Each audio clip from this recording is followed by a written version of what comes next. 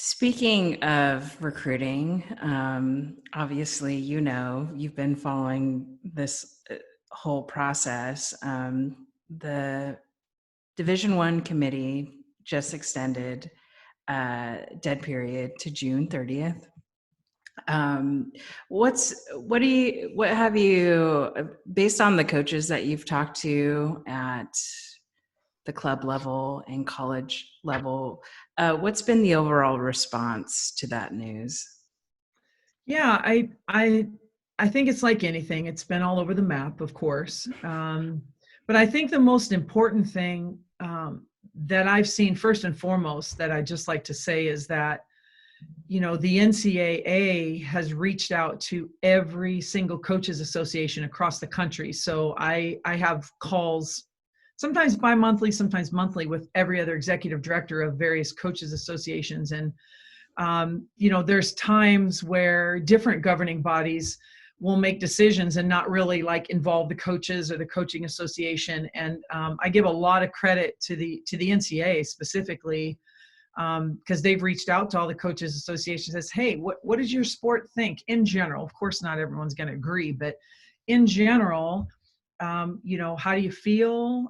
Do you feel like it's fair if some parts of the country can recruit and others can't? Do you feel like coaches want this extended? Do they not? And, it's hard to answer on behalf of thousands and thousands of coaches.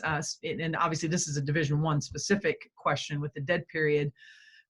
But that's exactly what we do. A lot of times we would do a quick survey, or we have head coaches committees in each division and reach out to them and get feedback, or, I'm just texting like crazy to get information. But in this case, it was a pretty quick turnaround. So we involved our board of directors, our Division I rep, several Division I coaches from various conferences, and asked for their feedback. And, there's some coaches who, of course, feel like, man, I'm ready to go. If it's safe enough to have a tournament, it's safe enough for me to recruit. Others are saying, I would love to go, but my institution says I can't. And they're not paying for any travel, and, et cetera, et cetera. And then there was the majority of our coaches who felt like, look, we're ready to recruit. Of course we want to work. Our lives have been very different since March.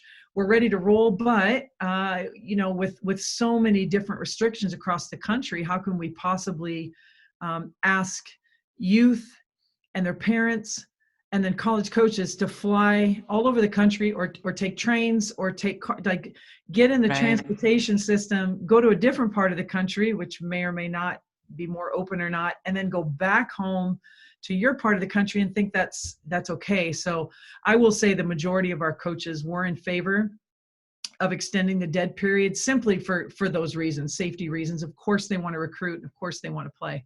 So the recruiting will look a little different this year. It doesn't mean that coaches have any less scholarship money. Yeah, right. I'm convinced.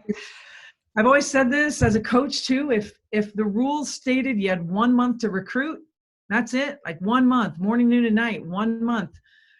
You would still give out your scholarship money and still have a team. So you just, as a coach, you figure it out. As a travel ball coach, I know they all are trying to figure it out. As a parent of players, it's just going to look different, but I can promise you that those scholarships will be given out somehow, some way.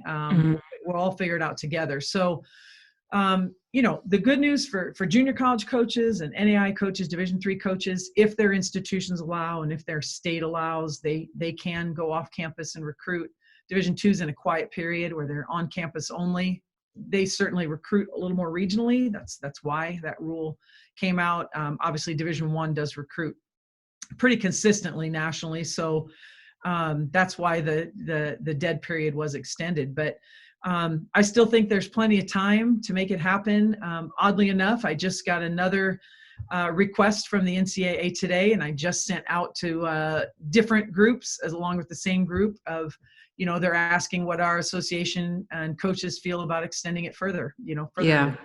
So I'm anxious to get that feedback, because again, we're the bridge. I don't really have an opinion or a say, but we try to support what our coaches are feeling, and just want to make sure everything's safe and ready to go. And I think that is the biggest challenge. Is I feel for the tournament directors out there.